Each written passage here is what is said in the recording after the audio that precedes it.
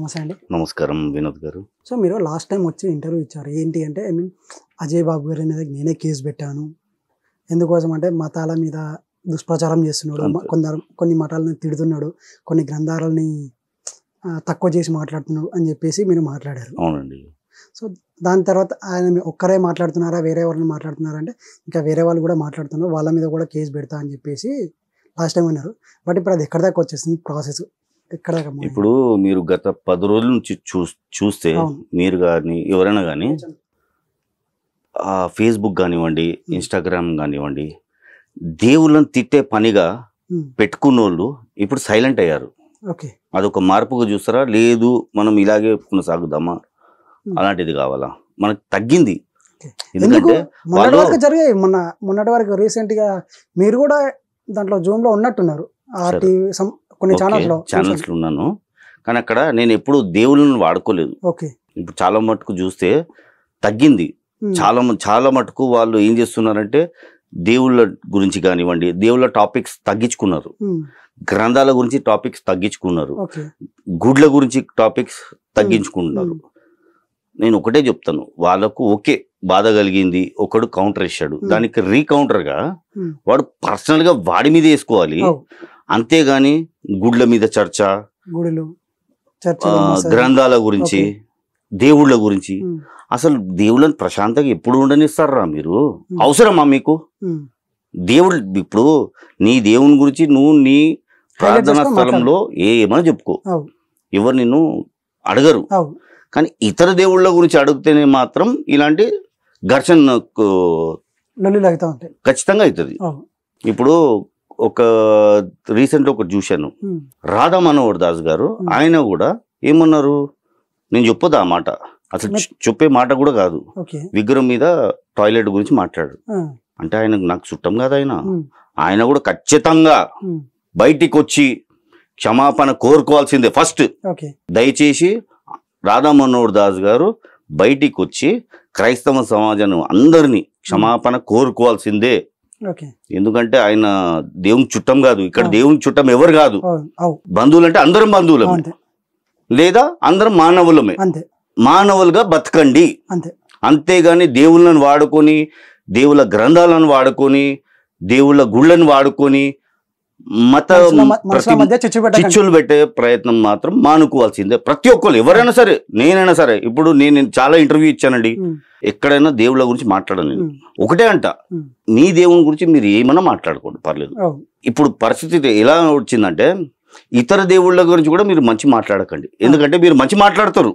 ఇప్పుడు పరిస్థితులు వచ్చింది, ఓకే వేరే ఇతర దేవుళ్ళు మంచోళ్ళు, మీరు మంచోళ్ళు అంటారు, కానీ కింద ట్రోలింగ్స్ కానివ్వండి, కమెంట్స్ కానివ్వండి, వాళ్ళకు ఒకటే పని, వీడు ఎందుకు మంచోడు అన్నాడు, ఎందుకు ఆ దేవుడిని పొగుడుతున్నాడు, వద్దురనైనా ఆ మంచిది కూడా చెప్పకండి. ఎందుకంటే దేవుని ప్రశాంతంగా ఉండనివ్వండి. 10 రోజులు చాలా హాయిగా ఉండే, చాలా మంది నిజంగా చెప్తున్నా, 10 రోజులు దాదాపు 10-11 రోజులు దేవుళ్ళ గురించి మాట్లాడే వాళ్ళు తగ్గిపోయినరు. వాళ్ళకు ఒక భయాందోళన, ఎందుకు ఇతర దేవుళ్ళ గురించి మాట్లాడుకోవడం.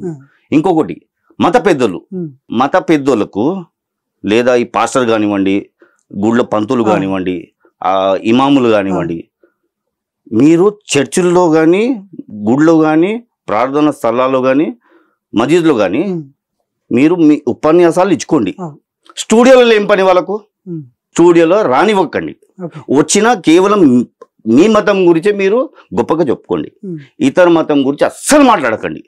ఒకవేళ మీరు మీ యాంకర్స్ ఏదైనా ప్రశ్న వేసినా కానీ వాళ్ళకు ఒకటే జవాబు ఇవ్వండి, నా మతం గురించే మాట్లాడతా, వేరే మతం గురించి మాట్లాడను.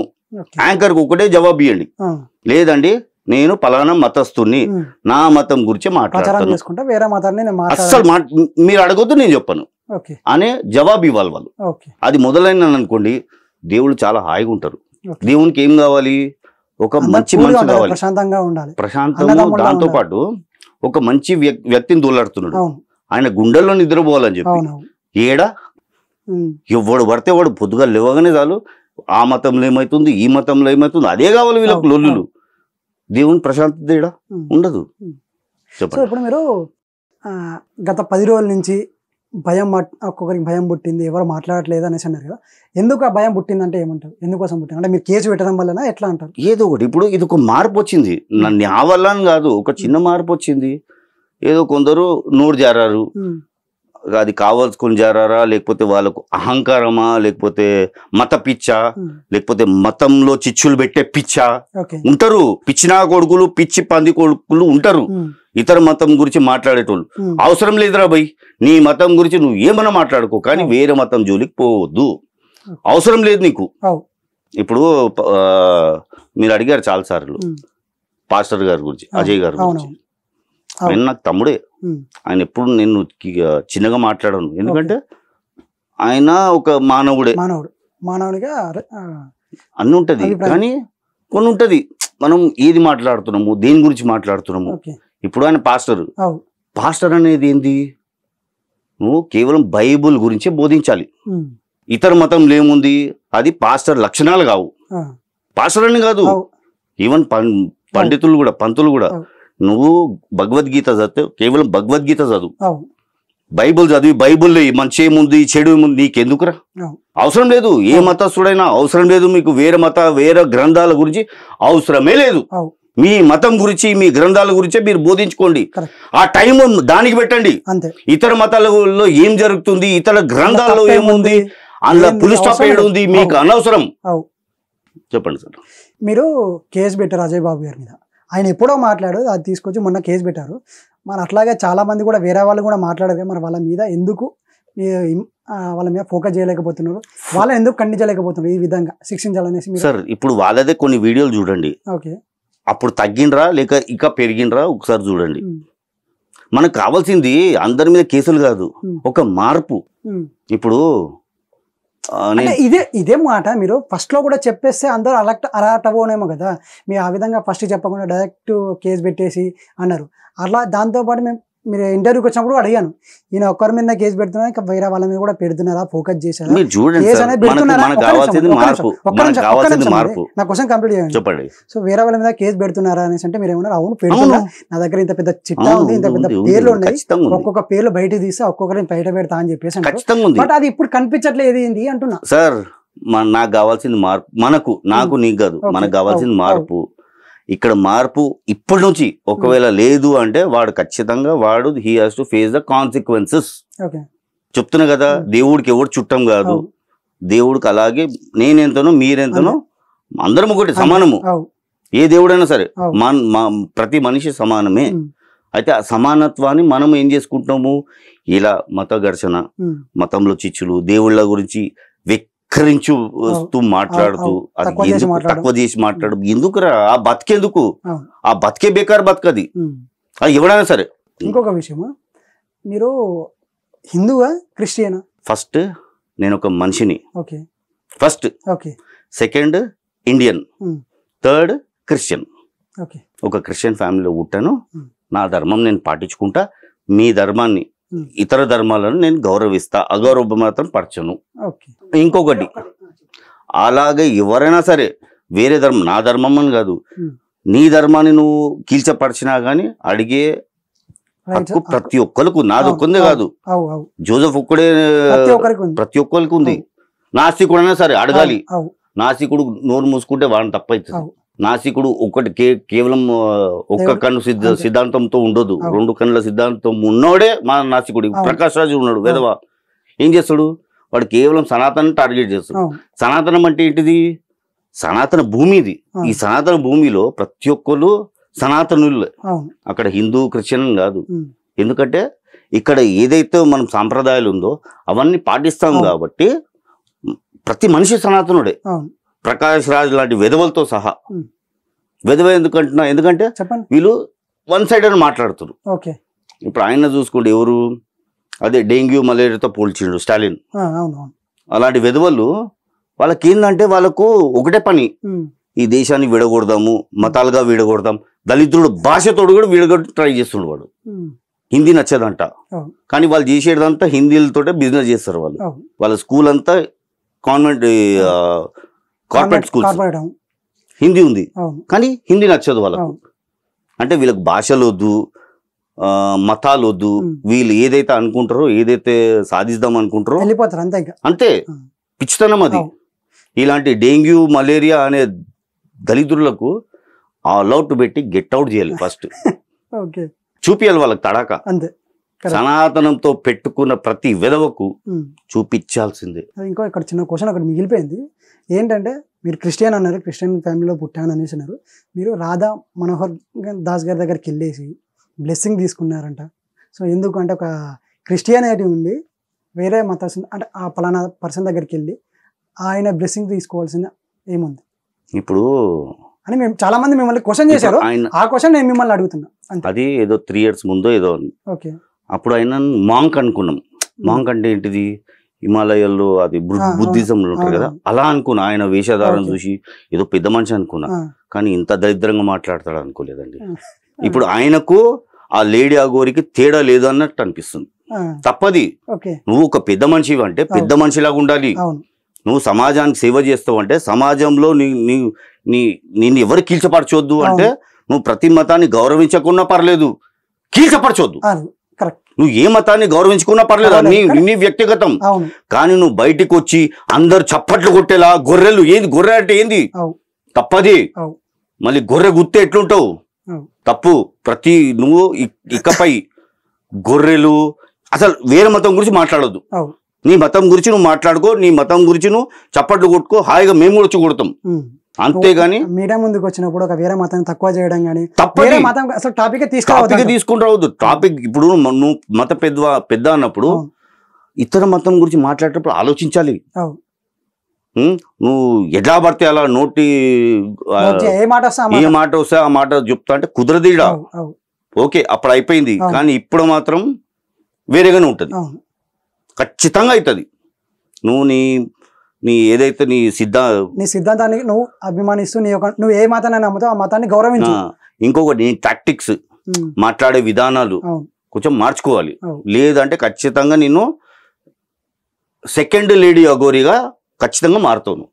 ఇది నేను చేస్తాను. నేను అంటే ఆయన మీద కూడా కేసు పెడతారా? పెట్టి సార్ మీరు చూడండి సార్, నేను కేసుల గురించి చెప్పను. నేను ఉట్టి చూడండి, సీదా చేంజ్, అంతే.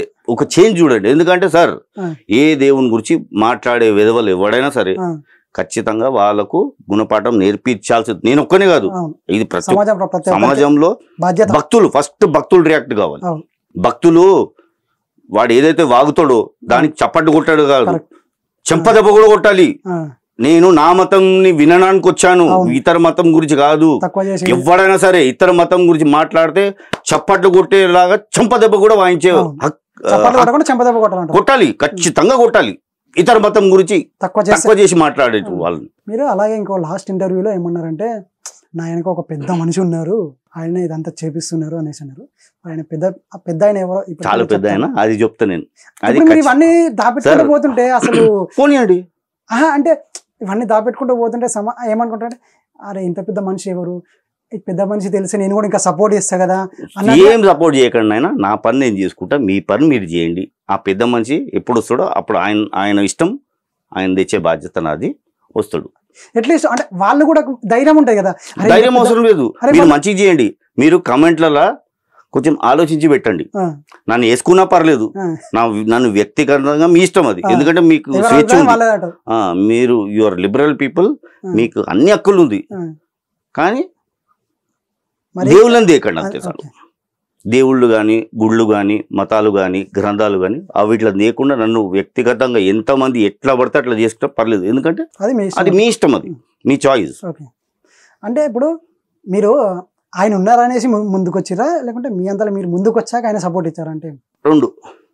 మీ క్వశ్చన్లో మీ ఆన్సర్ ఉంది, అది మీరు చెప్పేస్తే దాన్ని బట్టి వేరే వాళ్ళు కూడా క్వశ్చన్లోనే ఆన్సర్ ఉంది. అంటే నేను క్వశ్చన్ ఏంటంటే, మీ అంతా మీరు ముందుకు వచ్చిరా, లేకుంటే మీరు ముందుకు వచ్చినాక వాళ్ళు సపోర్ట్ ఇచ్చారా అనేసి అడుగుతుంది. రెండు. నేను వచ్చిన తర్వాత అనుకోండి, లేదా ఆయన ఉన్నందుకు నేను బయటకు వచ్చాను. అంటే అన్ని వదిలేస్తా ఉన్నారు మరి. అంటే ఎందుకోసం అంటే ఇప్పుడు మీరు ఇంతగానో ముందుకు వస్తున్నారు, వేరే వాళ్ళు కూడా మిమ్మల్ని చూసి ఫాలో అయ్యే వాళ్ళు ఉంటారు కదా. అరే ఇంత ధైర్యంగా వెళ్తున్నాడు, నేను కూడా ఇంత ధైర్యంగా వెళ్ళి సమాజానికి చెయ్యాలి అనేసి అనుకుంటారు కదా. అట్లాంటి వాళ్ళకన్నా మీరు కొంచెం ఇలా ధైర్యం ఏం లేదు. ఇలా ఏంటంటే మనకు ప్రశాంతత కావాలి. మనకు ఫస్ట్ ఏంటంటే మన లక్ష్యం ఒకటే పెట్టుకోవాలి.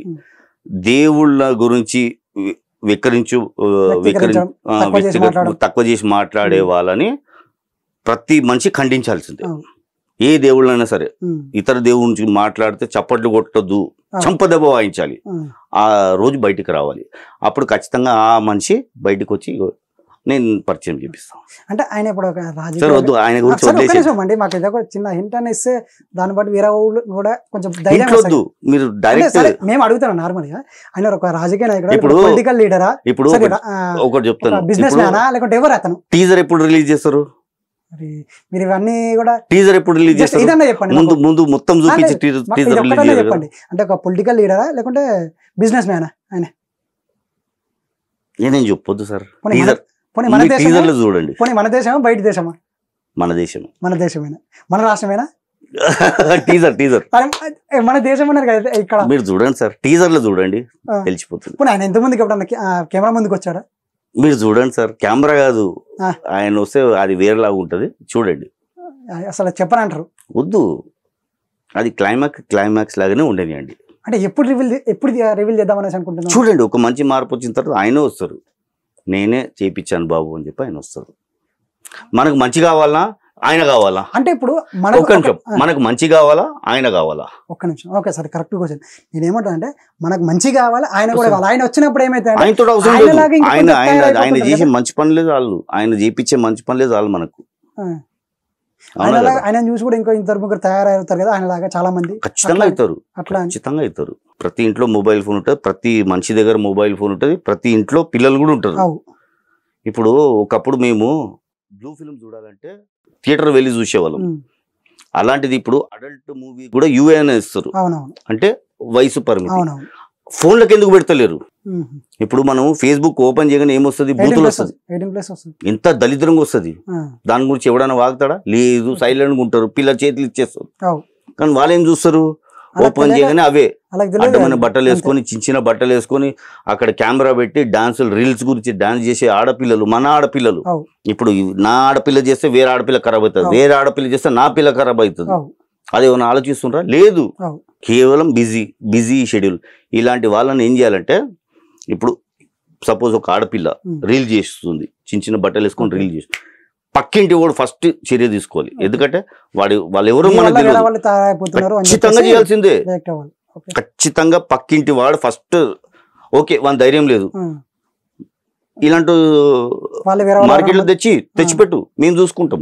ఎందుకంటే ఆ ఒక్క ఆడపిల్ల వల్ల చాలా మంది ఖరాబ్ అవుతారు. అలాగే కొన్ని ఏమవుతుంది, కొందరు ఆడపిల్లలు ఇంటర్వ్యూస్కి వెళ్తారు, జాబ్ దొరకకపోవచ్చు. అయితే ఇలాంటి చూసే వాళ్ళకు కూడా మైండ్ ఖరాబ్ అవుతుంది.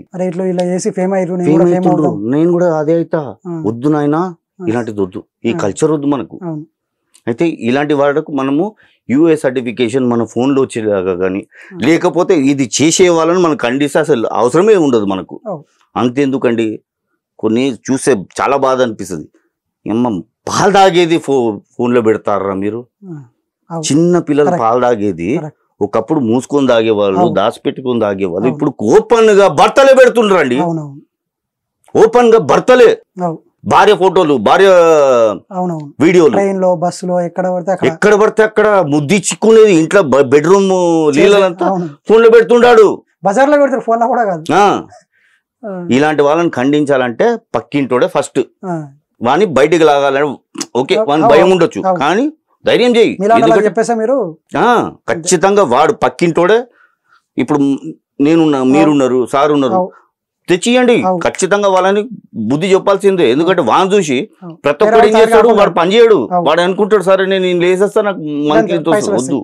ఇలాంటి దళిద్రం బతికేటోళ్ళని ఖచ్చితంగా ఖండించాల్సిందే. ఇప్పుడు మతాల మధ్య చిచ్చు పెడుతున్నారు. ఇప్పుడు మీరు కొందరు పేర్లు చేశారు అంటే ఒక్కరి పేరుతోనే ఆగాలని చెప్పేసి మీకు ఎవరైనా చెప్పిరా? మీరే ఆగిపోయారా? అంటే అజయ్ బాబు గారు నిన్న కేసు పెట్టేసి ఆగిపో, ఎవరు ఆగిరు? మీరు ఆగిరు కదా, మిగతా వాళ్ళ పేర్లు రాలేదని చెప్పేసి ఇప్పటికీ చాలా మంది బయట టాక్ వినిపిస్తా ఉంది. ఒకరి పేరే తీశారు, ఒకరి మీదనే కేసు పెట్టారు. ఇప్పుడు వేరే వాళ్ళు కూడా మాట్లాడుతున్నారు, వాళ్ళ మీద ఎందుకు పెట్టట్లేరు జోసెఫ్ గారు? సో మొన్న ఫస్ట్ టైం వచ్చినప్పుడు నాకు చాలా మంది లీస్ట్ ఉంది, ఎవరి మీద కూడా పెడతా అని చెప్పేసి అన్నారు, కానీ ఇప్పటి వరకు కూడా బయటికి రాలేదు, ఎందుకు అని చెప్పేసి అంటూ ఉన్నారు. వాళ్ళకి సహనం ఉండాలి, నాకు పనులు ఉండాలి, నేను కూడా నాకు చూసుకోవాలి కదా. నాకు టైం దొరికినప్పుడు నేను చేయాలి, ఉమ్. అంతేగాని నువ్వు చెప్తే నేను చేయడం కాదు. ఓకే. అంటే ఆయన మీద కేసు పెట్టడానికి మాత్రమే పని లేకుండా పెట్టేసిరు అన్నట్ట. అట్లా కాదు కదా, ఆ. అక్కడ సందర్భం జరిగింది కాబట్టే చేయడం జరిగింది. ఇప్పుడు చెప్పాలా, చెప్పండి. అక్కడ ఒక పాస్టర్ చనిపోయాడు. ఆ. చనిపోయిన గురించి ఎప్పుడు అవు, అవు. ఏదున్నా సరే మనం పెద్దగా తక్కువ మాట్లాడాలి. చేయకూడదు అంటారు. అంటే ఐ మీన్ చెడు చెప్పొద్దు అంటారు చనిపోయిన అంతే. వాళ్ళకి. అంతే. ఇప్పుడు కూడా ఉమ్. ఆయన చనిపోయి దాదాపు 20 రోజులు దాటింది. అయిపోయింది. అయినా కానీ ఇప్పుడు కూడా శవం మీద రాజకీయం చేస్తున్నారు. అవు. ఇప్పుడు కూడా అవు, టిల్ డేట్ అవు, అవు. సిబిఐలో పెట్టిన తర్వాత కూడా సిబిఐ ఇప్పుడు ఏమంటున్నారంటే ఆ శవాన్ని తవ్వి మళ్ళీ బయటికి తీస్తారంట. అవును. ఏంద్రా అది, అసలు ఏం చేద్దాం అనుకుంటున్నారు? ఉమ్. ఒక్కడేమో చందాలు వసూలు చేసి సభలు పెడతా అని చెప్పి లాస్ట్కి చెయ్యెత్తేసి సభ క్యాన్సల్. అంటే మీ సంపాదనల గురించి, మీ ఈ డబ్బుల గురించి ఆస్తుల గురించి మీరు ఏం చేస్తున్నారు? సభలు పెడతా, కింద పేటిఎం పెడతా, ఏటీఎం పెడతా, దానికి పంపియండి అని చెప్పి ఏంది? అవు, ఒక శవాన్ని ఇంత లాక్కు తింటారా? అవును. ఇప్పుడు సికింద్రాబాద్ లో ఒక ఆయన రూపాయికి భోజనం పెడుతుండు, అవును. మీరు పెట్టండి, అవును. సొంత జోబులోకి వెళ్ళి ఎవడన్నా పెడతాడా? అవును. బయటికి ఎవడు రాడు. కింద ఏటీఎం నంబర్, పేటిఎం నంబర్లు పెట్టి పైసలు వేయండి, మేము సభలు పెడతాము. అవును. తీరా చూస్తే చేతులు లేపేస్తారు అవును. క్యాన్సల్ అయిందని చెప్పి. మళ్ళీ ఎడబోతుంది ఆ డబ్బులు.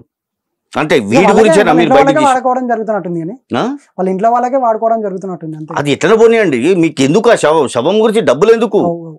అసలు ఆ ఫ్యామిలీ గురించి ఆలోచించారా? ఉమ్. నెల అయిపోయింది, దాదాపు 20 రోజులు అయిపోయింది. అయిపోయింది దగ్గర దగ్గర. అసలు ఆయన ఇలా చనిపోయారో తెలియదు. దేవునికి తెలుసు, ఆయనకు తెలుసు. ఇప్పుడు ఆయన దిగొచ్చి ఒకవేళ ఒక 2 నిమిషాలకు వచ్చి లేదురా బాబు నేను ఇలా చనిపోయానంటే ఆయన మళ్ళీ కొట్టి చంపెట్టారు నిజంగా. ఓకే. ఎందుకంటే ఏందది అసలు ఆయనను ఆయన అసలు ఆయన ఆత్మశాంతి చేయదు. పేరు లేకుండా చేస్తున్నారు. ఆయన ఎంత మంచి సొసైటీలో మంచి పేరు ఉన్నా ఆ పేరు లేకుండా ఆయన గుర్తింపు లేకుండా చేస్తున్నారు. అసలు ఆయనకు వాస్తవంగా చెప్పాలంటే గుర్తింపు లేకుండే ఒకప్పుడు. అవును. అసలు ఆయన ఇప్పుడు ఎవడెవడు ఇంత వాగుతున్నాడు ఉమ్. ఆ ఊచకోతల స్పెషలిస్ట్, ఉమ్. ఆయనకి ఏమన్నా ఎప్పుడైనా మాట్లాడిండు ఆయనతోటి? ఉమ్. వాట్సాప్ లో ఏమైనా మాట్లాడుకుంటారా? అవును. ఎవ్వడు మాట్లాడలేదు. ఈ రోజు వచ్చి ఆయన చనిపోయింది, అక్కడ చనిపోయింది కాబట్టి ఆ ప్రభుత్వం మీద బురద చల్లడానికి వీళ్ళు వచ్చి వీళ్ళ పనులంతా మానుకొని ఇదే పనిగా పెట్టుకొని ఒక కుట్ర, ఇది ఒక కుట్రనే. ఓకే. నేను ఇంతకు ముందు కూడా చెప్పిన, వేరే 2 పాస్టర్లు చనిపోయిండ్రు. మళ్ళీ వాళ్ళు పాస్టర్లు గారా, వాళ్ళు కూడా చనిపోయిండ్రు. వాళ్ళు కూడా యాక్సిడెంట్ లో చనిపోయిండ్రు. పోనీ ఏదో సంబంధించండి ఏదో బెడ్ రెస్ట్ గా చనిపోలేదు, రోడ్డు మీద చనిపోయిండు. చూడడానికి వచ్చినప్పుడే దాంట్లో చనిపోయిండు. మళ్ళీ ఆయన చూసి వచ్చేటప్పుడు మళ్ళీ ఆయన ఒకవేళ ఆయన కూడా అక్కడ చనిపోయి ఉంటే మళ్ళీ ఇంకెంత దుమ్మరం చేస్తుండే వీళ్ళు. మనం ఆలోచించాలండి. నిజంగా ఆయనది మీరేమంటారు? ఆయన ఏ విధంగా చనిపోయాడు అనుకుంటారు? అంటే చంపేసారంటారా, యాక్సిడెంట్ అంటారా? మీకు తెలిసి ఉంటారు, మీరేమంటారు? దేవునికి తెలియాలండి. ఎందుకంటే అది ఇద్దరికే తెలుసు, దేవునికి ఆయనకు అంతే. వేరెవ్వరు దీన్ని మనకు తెలియనప్పుడు మనం మాట్లాడద్దు. అవునా కదా?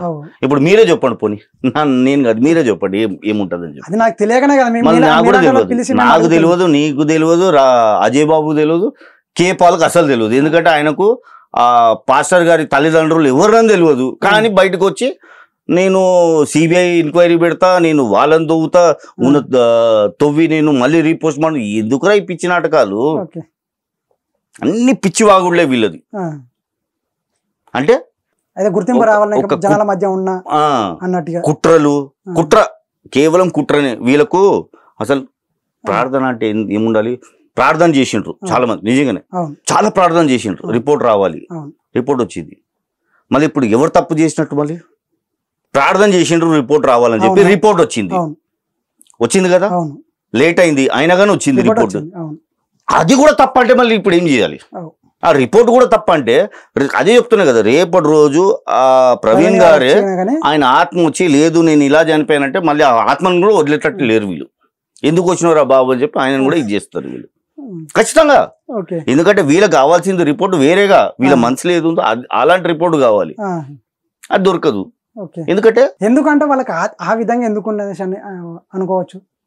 ఇదే రాజకీయం అండి, వాళ్ళకు రాజకీయ కుట్ర ఉంది అంతే. వాళ్ళు వాస్తవంగా వాళ్ళకు మన క్వశ్చన్కి వాళ్ళు ఆన్సర్ ఇయ్యరు. వాళ్ళ క్వశ్చన్లో ఆన్సర్ లేని క్వశ్చన్లు. ఇప్పుడు ఆ పెద్ద మనిషిని చూడండి, రోడ్డు మీద వచ్చాడు, పగిలిపోద్ది, అది అవుతుంది, ఇది అవుతుంది. నువ్వు పాస్టర్వా లేకపోతే నువ్వు గుండావా? ఊచకూతల స్పెషలిస్ట్ ఆయన పాస్టరా? పాస్టర్ అంటే అలాంటి మాటలు రావద్దు. సరే ఎవడో మర్డర్ చేసిండు, వాడి గురించి ప్రార్థన చెయ్యి. పాస్టర్ అయితే వాడి గురించి ప్రార్థన చెయ్యి, వాడు వచ్చి లొంగిపోవాలని చెప్పి. నీ ప్రార్థనలో దమ్ము ఉంటే వాడు వచ్చి లొంగిపోతాడు. అది చేస్తలేరు మీరు. మీరేం చేస్తున్నారు?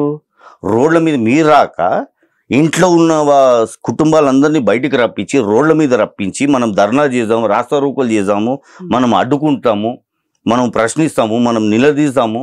దానికి ఒక విధానం ఉంటుంది. సరే, ఇంకొక క్వశ్చన్. ఇప్పుడు అజయ్ బాబు గారి మీద కేసు పెట్టారు కదా, అదే మనం వాపస్ తీసుకునే ఆలోచన ఏమైనా ఉందా మీకు? ఎట్లా చెప్తాను, అది కూడా చెప్తాను. ఎందుకంటే ఇప్పుడు ఆయన ఒక 2-3 వీడియోలు ఏదో 2 వీడియోలు ఏదో బయటకు వచ్చింది కదా, చూద్దాం. ఎందుకంటే ఇప్పుడు ఆయన కూడా ఆయన ఎలా స్పందిస్తారు, ఎలా సమాజంలో. ఎందుకంటే ఇప్పుడు ఆయన వల్ల ఇతర క్రైస్తవులకు భంగం కావద్దు, రోడ్ల మీద రావద్దు. ఇప్పుడు ఆయన రోడ్డు మీద పడొద్దు. ఇప్పుడు క్రైస్తవులు అంటే రోడ్డు కాదండి, చర్చే సమాధానం ఇవ్వాలి, బైబిలే సమాధానం ఇస్తుంది. మనుషులు రెచ్చగొట్టి బయట వచ్చి సమాధానాలు కావాలి, మాకు అది చేస్తాము అంటే అది తప్పది. అది డిపెండ్స్ ఆన్ హిస్ వాళ్ళ మీద ఏ విధంగా డిపెండ్ అయితే ఆ విధంగా వాళ్ళు వెళ్ళిపోతారు, అంతే. ఇప్పుడు ఆయన మీద ఉంటుంది మార్పు, ఆయన మంచి మార్పు కోరుకోవాలి. ఇప్పుడు ఆయన పాస్టర్, ఆయన కూడా పాస్టర్ అన్నారు కదా. పాస్టర్ అనే వ్యక్తి ఎలా ఉండాలి చెప్పాను కదా, కేవలం దేవుడు సందేశమే ఇవ్వాలి. నీ దేవుడైనా నా దేవుడైనా ఏ దేవుడైనా దేవుళ్ళ గురించే మాట్లాడాలి. వేరే అసలు ఏ టాపిక్ డైవర్ట్ చేయొద్దు. ప్రజలు డైవర్ట్ అయిన వాడిని మనము మన కంట్రోల్ తెచ్చుకోవాలి. కానీ లేదు మనము నిలదీద్దాము, మనము ఇరగదీద్దాము, మనము తడాకా చూపిద్దామంటే చూపించుకోండి. మళ్ళీ బైబుల్ మీకు తడాగా చూపించిందంటే మీరు తట్టుకోలేరు సార్. ప్రతి గ్రంథంలో శక్తి ఉంటుంది, ఖచ్చితంగా ఉంటుంది. ప్రతి దేవునిలో శక్తి ఉంటుంది. మనము చాలా మంది ఏం చేస్తారంటే దీన్ని దురుపయోగం చేస్తారు, వాడుకుంటారు. ఆ చట్క తాకిందంటే అది వేరేగా ఉంటుంది వాళ్ళకు.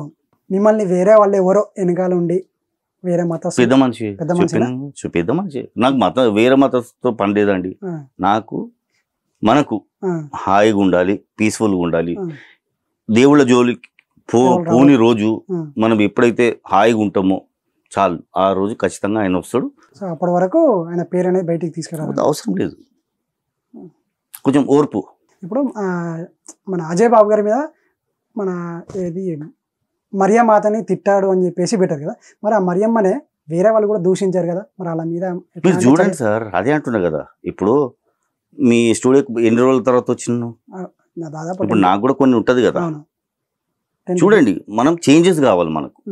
ఆ చేంజెస్ అనేది ఖచ్చితంగా వస్తుంది. ఎందుకంటే మరియమ్మ అంటే నాకు అమ్మ.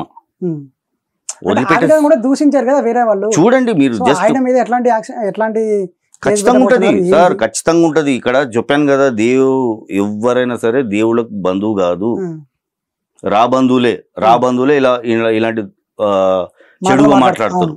బంధువులు గారు బంధువులే దేవుళ్ళని దూషించి పిచ్చే వాళ్ళే బంధువులు ఎలా ఉండాలి? ఇతర మతాలను కలిపేవాడే బంధువు. అంటే నేను నా గురించి అంటలేను, ప్రతి ఒక్కరు ఎవరైతే ఇతర దేవదేవతలు కానివ్వండి, ఇతర మత పెద్దలు కానివ్వండి, ఇతర గుళ్ళ గురించి కానివ్వండి, కలిపేవాడే బంధువు. లేదు ఇతర దేవుళ్ళ గురించి తక్కువ చేసి మాట్లాడడము, వెకరించుకుంటూ మాట్లాడడము, తిట్టుకుంటూ మాట్లాడడం, తిట్టపియడము బంధువులు. వాళ్ళు బంధువులు చేసే పనులే ఇవి. సార్, ఇది మీరు ఓన్లీ క్రిస్టియన్ని టార్గెట్ చేసిరా? ఎందుకోసం అంటే అజయ్ బాబు గారి మీద కేసు పెట్టారు కదా, సో దాన్ని చూస్తే ఓన్లీ క్రిస్టియన్ని టార్గెట్ చేసినట్టుగా బయట అంటా ఉన్నారు. దానికి మీరు ఏమంటారు? మీ సమాధానం? వాళ్ళు ఏదని అనుకోండి అండి, వాళ్ళ ఇష్టము. అంటే ఆయన ఒక్కడే మాట్లాడలేదు, వేరే వాళ్ళు కూడా మాట్లాడారు కదా, వాళ్ళ మీద ఎటువంటి యాక్షన్ రాలేదు. మీరు చూడండి సార్, మీకు చెప్పేది అదే. కొంచెం మీరు మనకు పేషెన్స్ అనేది ఉండాలి. నాకు వేరే పనులు ఉంటుంది, అన్ని పనులు ఒకటేసారి చేయలేను, ఖచ్చితంగా ఉంటుంది. ఇక్కడ క్రిస్టియన్, హిందూ, ముస్లిం అని కాదు, ఎవడైనా సరే ఇతర మతాల గురించి మాట్లాడితే ఖచ్చితంగా వాళ్ళకు ఉంటుంది. Everybody will face a consequence. చాలా సేఫ్ గా మాట్లాడుతున్నారు, చాలా సేఫ్ అవసరం జరుగుతుంది. ఎందుకు చెప్పాలి నేను? ఎందుకు చెప్పాలి? పేరు చెప్పాలి, ఒక్కరే కాదు కదా, పేరు చెప్ప సార్, పేరు చెప్ప.